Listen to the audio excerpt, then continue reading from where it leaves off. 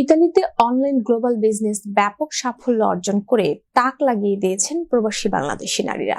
Social media, advertising এবং network marketing এর মাধ্যমে তারা ঘরে বসেই আয় করছেন হাজার হাজার ইউরো। মোল্লা মনিরুজ্জামান মনিরের তথ্যচিত্রে বিস্তারিত।